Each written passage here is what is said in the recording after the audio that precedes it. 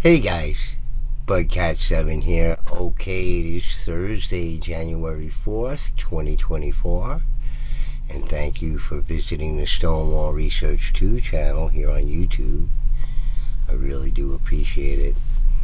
And Happy New Year to everybody. Happy and healthy New Year to everybody. Welcome to the new year. And on this first video of mine of the year, I want to read to you an article from Chris Leslie's Greater Ancestors site here that is an account from the 20th century. It's not from Victorian times. It's 1922, I believe. And it's what interests me a lot about the article is just it makes a number of points, really, that you don't really hear anybody crowing about anywhere, but you wonder why, because if these connections can really be made, then, the picture of the past that predates, what we understand about written history, just presents just a totally different picture of the past in those far ancient times. And we don't know a lot about the history of those far ancient times, so that should be the focus of archaeology today. It seems to be in some areas. In other areas it seems to be like they don't need to go any further than making an attribution to peoples or whoever that didn't actually do the particular constructions or earthworks or whatever it is. It's often all these things are attributed to peoples, many places that aren't actually the originators of these structures. Most, in majority, megalithic structures. But let me read to you the article, and you make of it what you want, but I think you'll be interested in hearing this account here. So it's from Kauai, and it's mentioning Kauai and Guam. Chris Leslie puts at the top of the article, the bones of a giant race. And if you didn't know it, there's evidence of this on these islands here, and they're not the Micronesian people. So Hawaiian origin shifts, northern branch of people traced to Guam. Excavations reveal monoliths and burial tombs of ancient tribe unlike present. Honolulu. As a result of recent explorations on the island of Kauai by Dr. Herbert E. Gregory, director of the Bishop Museum, the theory now is being propounded that the northern branch of the Hawaiian people migrated to these islands through a northeast route from Guam to Midway and then to Kauai. Okay, so what is this Bishop Museum, and this legitimate accredited museum that we know about? Well, the Bishop Museum is still around today, and this is what their findings are. So it's still around today, and they're not denying any of these accounts or anything, but listen to what is being said in the article.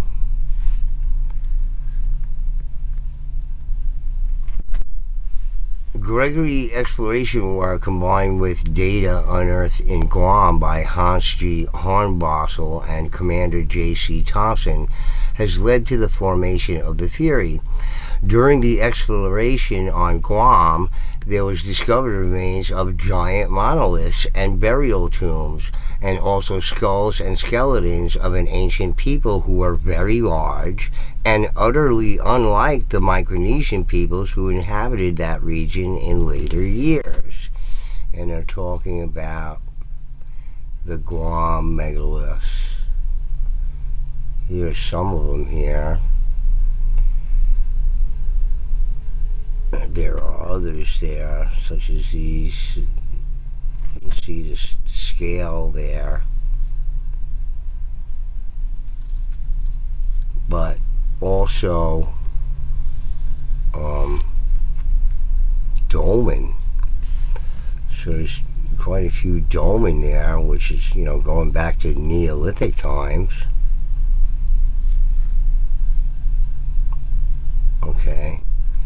And they're associating the construction of these things with the people who were there before the Micronesian people, because of the monoliths and burial tombs with these giant peoples in them, and not Micronesian people. The gravestones were raised with must have been Herculean effort, for they weighed 30 tons or more, larger than any stone in the pyramids of Egypt. The uncovering of the bones of the giant race, about the size of the ancient Hawaiians, is the startling part of the Guam discovery, and is evidence that some race other than the Micronesian passed through Guam in ancient times. Comparison of the skulls found in Guam with those found in the lost valleys of Kauai show them to be identical. The characteristics are outstanding in both cases, and in all cases alike. The scientists connected with the Bishop Museum believe they are on the track of some wonderful knowledge of the migrations of the various races of the Pacific.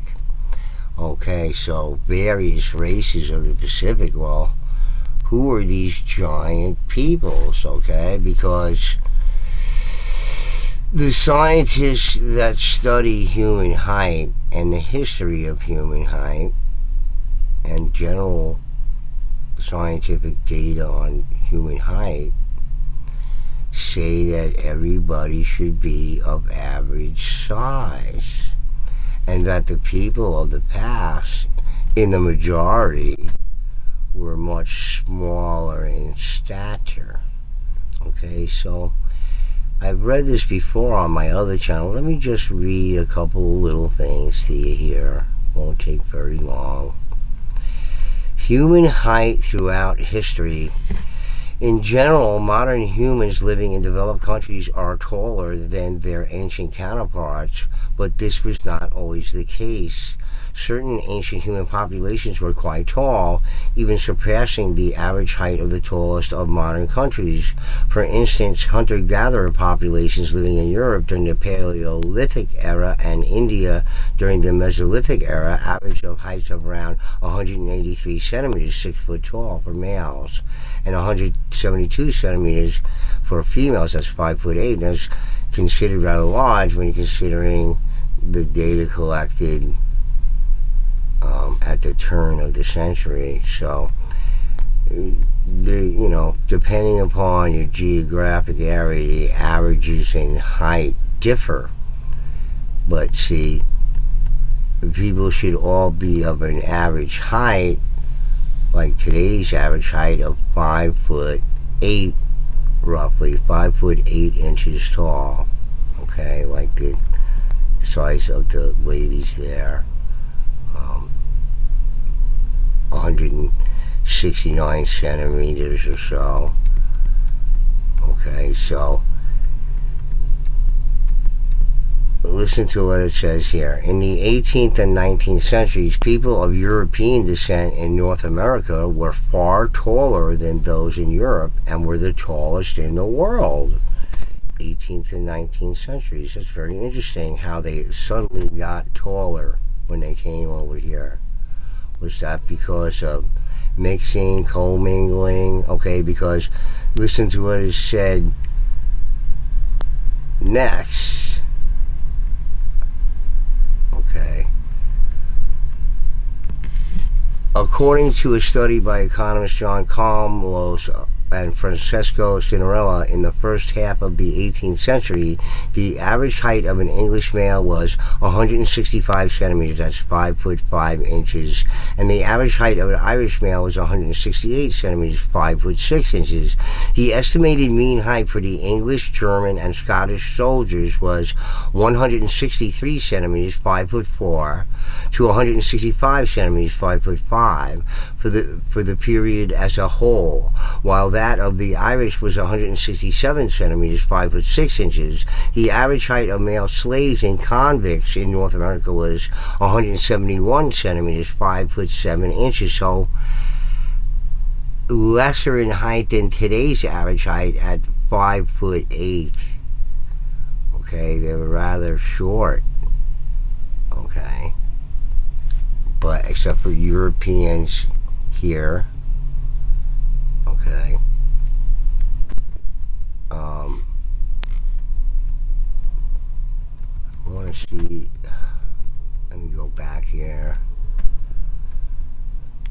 It says here. Okay. The original indigenous population of Plains Native Americans was also among the tallest populations of the world at the time. This was the 18th and 19th centuries, where people of European descent in North America were big, and so were these Plains Native Americans among the tallest populations of the world at the time. Okay, so what interests me about this article, and they're attributing the construction of these Guam megaliths with these rather large people, okay, lifting this 30-ton stone, okay, again, giants being associated with megaliths, the construction of megaliths, okay, so if you're like any of these guys here, and just, you know, these are some incredible heights over here, but people who study these things and are trying to make sense of these things, like the megalithic things and how they were accomplished by people, etc., have been focusing, especially from these eras, these Neolithic era and prehistoric times, etc., they're always focusing on how people of our stature constructed these things, okay? So let's suppose that we weren't responsible for the construction of the thing. In other words, humans as we know them of average size were not responsible for the construction of these megalithic structures, whatever they may be, walls, you know, temples, etc. Let's say we were not the people who constructed these things. Okay, people of our stature, but people of stature like these people were constructing these things, okay? It would be from a totally different viewpoint than people of our stature. We can't imagine what it would be like, because let's say we were 10 foot tall, like this humanoid that they found in North America here was. Okay, so somebody that big is going to weigh somewhere between like 1,500 to 2,000 pounds because of the weight ratio and size in skeletal remains in animals, and you know, all the megafauna, etc., this scale of size reflects how massive the creatures were, and in this case, how massive the humanoids were. So we're talking about somebody that weighs somewhere between let's say 1,200 and 2,000 pounds. Okay, and this is what's been commented by, researchers who looked at the skeletal remains of, let's say, the Adena, for example. The Adena, at being 8 foot tall, something like that, were assumed to weigh something like 1,000 pounds or something like that. Okay, so what would the strength be of a humanoid that size? Okay, and what would allow a humanoid of that size to grow to such a size? Because they're still trying to figure out why the megafauna was so big, and going back to the dinosaurs, whatever period you believe they lived in, because the current gravity would not support these animals, and just listening to something about it recently about how these giant dinosaurs that they supposedly found, if they were in some water or something like that, because originally they assumed that these animals were so large they had to float around in water, and the whole world was covered in water, and they had to float around to offset the gravity. If it was anything like the gravity we have today, it wouldn't support animals. They would just sink into the mud and never be able to move again. Even though the giant size and big muscles and everything, they wouldn't be able to get themselves out of the mud. Okay, so what would you need, with ramps and sleds and all this kind of stuff like that, if you had the strength of an elephant? Okay, and just you and your buddy, okay, just you get some slings, just like moving slings we have today. You put them around your neck, you and your buddy, or your girlfriend, you put it around your neck, they put it around their neck, and you put it under a piece of furniture or a couch or, a sofa, a dresser or whatever it is, and you just lift it right up. 1, 2, 3.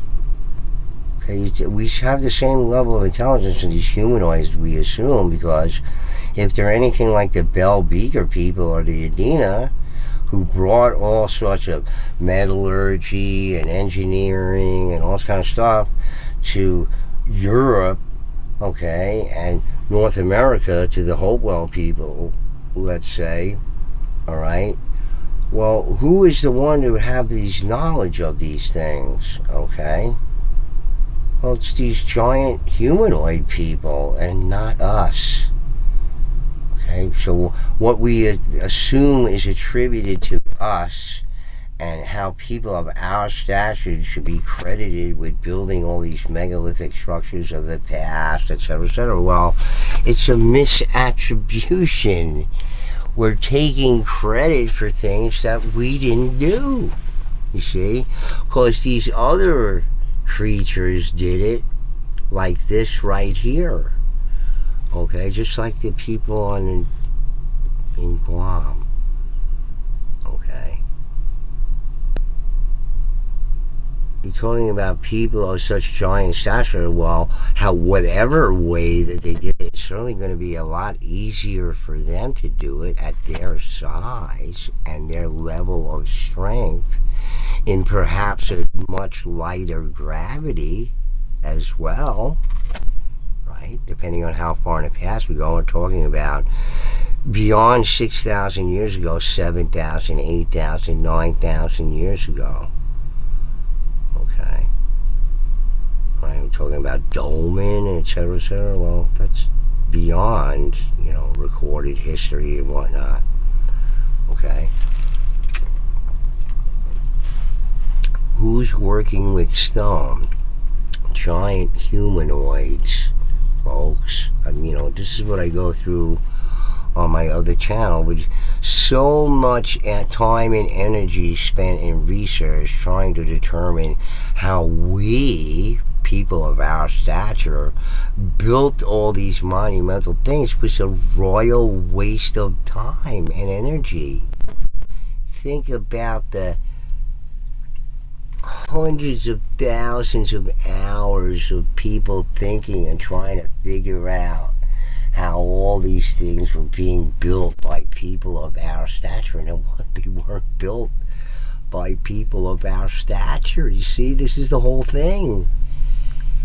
And can we think in those terms? I mean, being that we're not of that stature, it's like a perception that you can never have, maybe through virtual, maybe you could, have that kind of perception if you wandered around like that for, 10 or 20 years with, some virtual realm where you're that size. Well, maybe then you would have a perception of it, and be able to comment on it, sufficiently.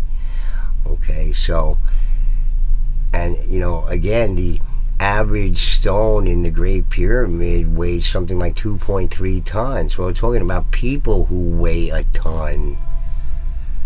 You see? That's the whole difference here, right? So you and your buddy, just with some slings, you just walk these blocks right up there. Okay? You don't have to make sleds and ramps and cranes, all this kind of cockamamie stuff. You don't need that. See? Don't need it. Right? If you're a certain stature, okay? So think about all the megalithic monuments of the past in those terms. Not built by us, not built with our intelligence anyway, with the intelligence of the giant humanoids. Again, a reference to the Bell Beaker people. It's just there in black and white. It's just an admission by, mainstream academic historians that these giant people who were of a different body type, craniometric body type, these humanoid type creatures, even these skulls that they show in this representation here are based on a model of our type of skull, but that's not what kind of skulls they had. In the majority of the accounts of the giants, they had all sorts of configurations of skulls that were not like ours, even with horns, etc. Okay? So stop thinking about how we built these megalithic monuments. If you're trying to figure it out in those terms, well, you'll never figure it out because we didn't do it. Okay? We were gifted that knowledge from the giant humanoids from the ancient past. We probably carried it from a far, far more ancient time. Okay, if we'd believe the stories of the Bible, and that's how far back the giant humanoids go. Okay, they apparently were more sophisticated, more learned, more educated, okay, with their pottery, metallurgy, engineering, agriculture, all these things that were brought to the peoples of Europe and spread around in the Americas. We hear all the great stories about the giant humanoids gifting the tribes, the known tribes, the historically known tribes of the Americas, gifting them with all sorts of knowledge. Maize for the Algonquins, gifted to them by a blue-eyed, golden-haired giant. Maize, that's how their story goes. And the stories of the friendly giants with the Algonquins that gifted them all sorts of things. Okay, so if you were to believe mainstream academia, well, this is who possessed this knowledge in the past. The abilities to build these megalithic things, okay? So if you were a rich king somewhere, ruler of a country, of a state, whatever it was, and you wanted to have a monument built to you for your use or your people's use, etc., who you gonna call? Ghostbusters for ghosts? and giant humanoids to build you a megalithic monument. Well, the giants couldn't fit through the passages, and it would be difficult for them if they were giant humanoids. Well, it wasn't built for giant humanoids. It was built by giant humanoids for somebody else for a price, because that's what their specialty was. You see, I keep pushing this idea, and these sort of articles, okay, by legitimate museums like the Bishop Museum here that still exists, okay, suggests something else.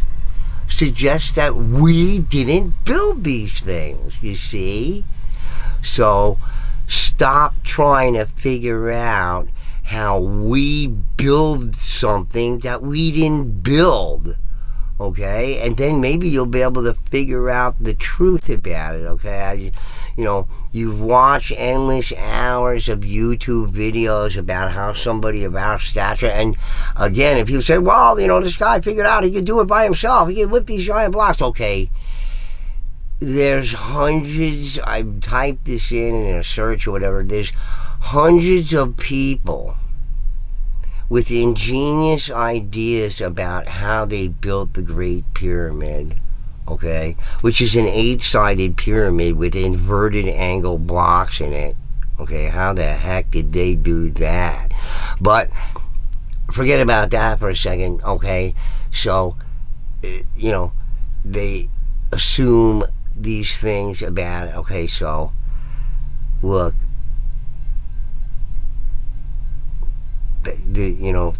this is a legitimate museum here, okay? We've wasted countless hours trying to figure out how people of our stature have built all these things, and we didn't. And when you see the early dynastic compared to the late dynastic and everything, the late dynastic is inferior, like they lost their skills at that point or whatever it is. Brian Forster's constantly crowing about this and everything, and all the damage to the more ancient ones seems to be with some sort of catastrophe. It seemed like he says, some kind of solar flare or whatever, and he doesn't mention any kind of Velikovsky or interplanetary discharge. But people, we gotta stop thinking about this in those terms, how people of our stature built these structures, because we didn't, okay? These giant humanoids did because they possessed that knowledge. That's what their skills were. Where other people around the world had all different sorts of skills, whatever they might be, whatever they could have been, but they certainly didn't have a lot of them. If the people like the Bell Beaker people brought metallurgy and agriculture and engineering and pottery making and spear making and bow and arrow and all this kind of stuff that they say that the Bell Beaker people, who people of a different body type, a craniometric body type, that if you looked at them, you would say, that is not a human being. Just like the Adena people look. Okay, they look like Egghead from the old Batman series, like the elongated skulls or the cone heads or something like that. These are different. They look more like Shaquille O'Neal. When you look at Shaq and look at his cranium, okay, he looks like one of these Bell Beaker people, okay, with a high vaulted cranium and, more brain, more centimeters of brain material, etc., etc. So, and that's what they found with these skulls. That's why cranial deformation is a joke. You can't change the size, the volume of the brain when you deform somebody's head. You can't increase the volume of it. All you can do is reshape it. You can't create more volume in the head. That's what they find. They find these skulls have more volume in the head. It's not possible at artificial cranial deformation. You can only deform it to something with the same exact volume. It doesn't change the volume. Okay, so All right, guys. So anyway, just to wrap this up, I wanted to read this article. It's one of the articles that I didn't get to on my old channel on the Giants, in the States. I couldn't read every single article, but here's one from 1922, 20th century, a credible one from a credible museum, the Bishop Museum. Okay, this is pre-recorded history. Okay, not Micronesian people, these giant people. That's who inhabited these islands before the Micronesian people got there.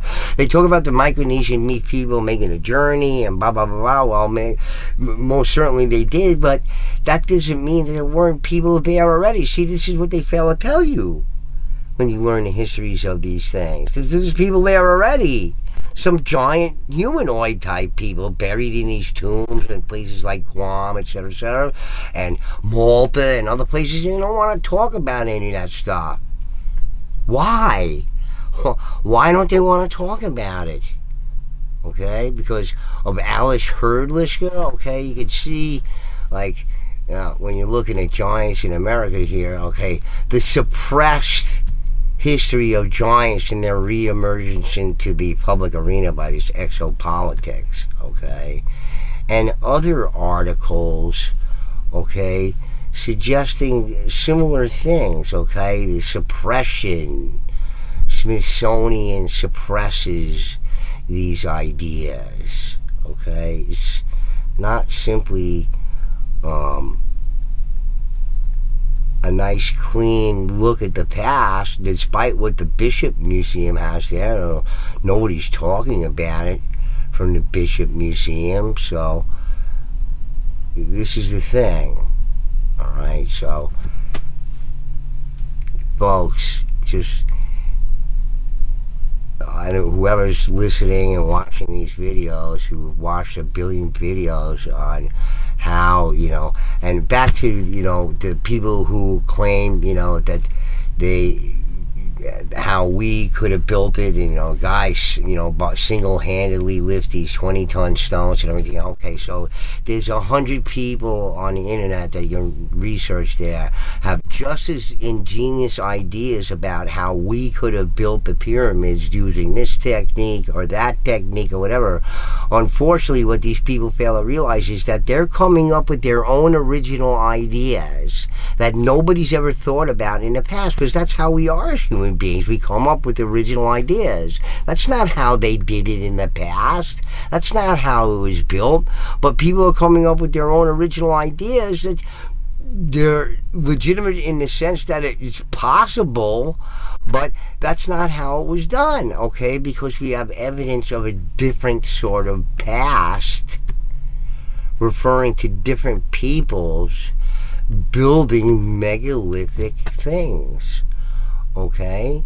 And they're going to handle things far differently than any of us. Go, who am I to believe? There's 100 different people with just as ingenious ideas about how the pyramids could have been built. Well, one's just as ingenious as another and just as plausible as another. Which one should I pick? Okay?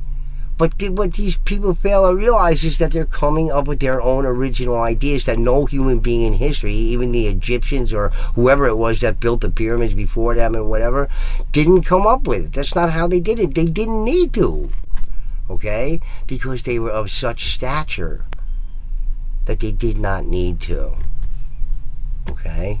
It took them far less time and effort to build these giant megalithic structures, whether they be earthworks or not, like Cahokia, bigger than the pyramid in Egypt. It's just made of dirt, but it's not dirt, it's engineered soil that was all mixed up for Cahokia. That's bigger than a pyramid and all kind of stuff. These people of giant stature had these engineering abilities and brought them with them from the past, to the more recent past of 1200 AD, when all that stopped and it seemed that the giants were either eliminated at a final stage of the gravity readjusting and these great cataclysms happening on Earth that mainstream scientists know all about.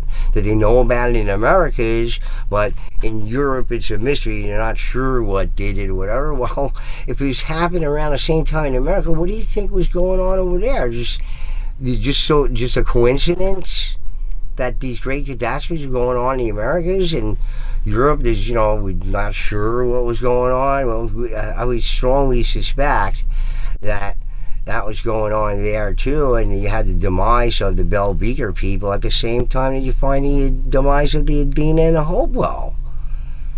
Okay, just a coincidence there, right? So, great cataclysms going on and catastrophes going on in the planet in the not so far distant past, probably going to happen again. Okay, as this planet goes through whatever gyrations it's going to go through, and it has gone through in the past many times. Okay, whether you think it's global warming and all kind of stuff, well, there's things going on within the solar system that we don't have any control over.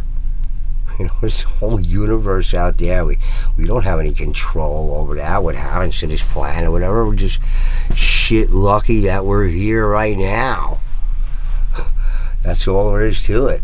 But in any case, guys, again, with these points about a far different ancient past that needs to be discussed, about giant humanoids that seem to take the lead position as far as, cultural innovations such as engineering and agriculture and metallurgy and et cetera, are carrying forth from a maybe even far more ancient past than that, going back tens of thousands of years, okay?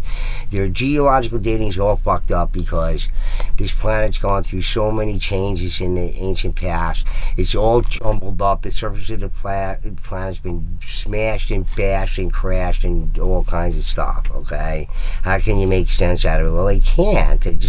Their guesses are okay, but, probably off by centuries and millennia in certain cases, okay? Because their dating methods suck, and they know it. They're always looking for better ones all the time because they know the ones that they have suck. They're not accurate enough. See? Not my feelings or words about it, it's theirs.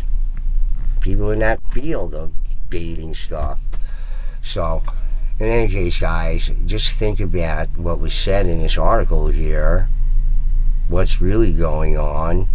Giants in these islands, before the Micronesian people go, well, who told us about that when you're learning about it in school or anything? Like, nobody.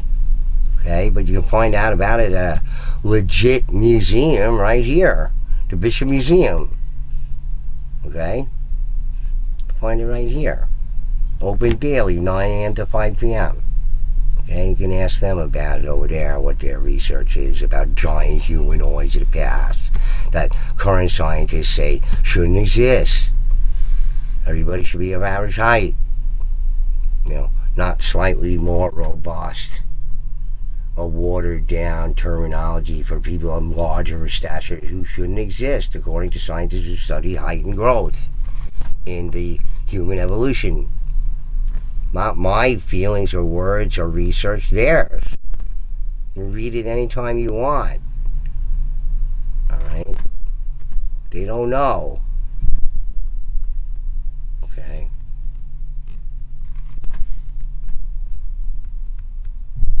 What does it say here?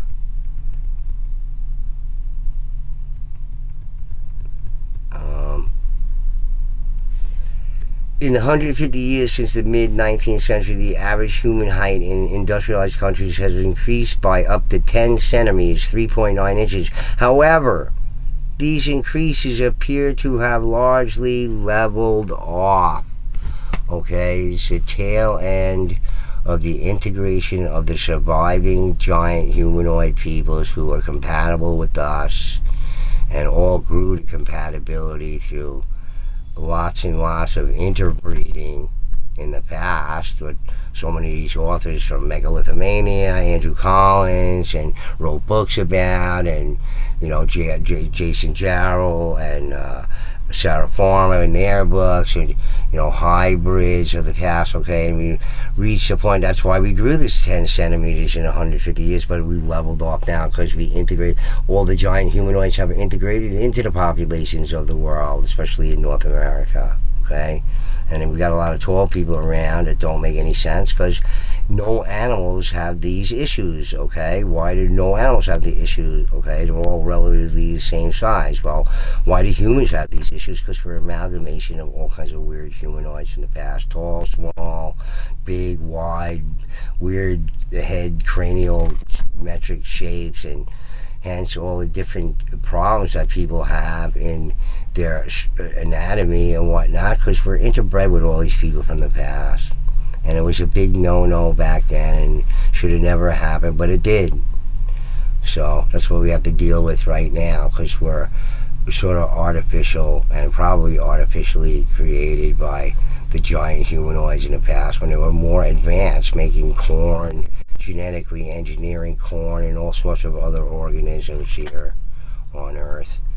But in any case, guys, hope you enjoyed that piece, and think about it. Just think about it. That's all I ask with any of my videos here. You don't have to take anything I say about it, whatever. Just, read the article and to think what you want to think. Alright? Alright, guys. Anyway, Bugcat7 signing out. Peace.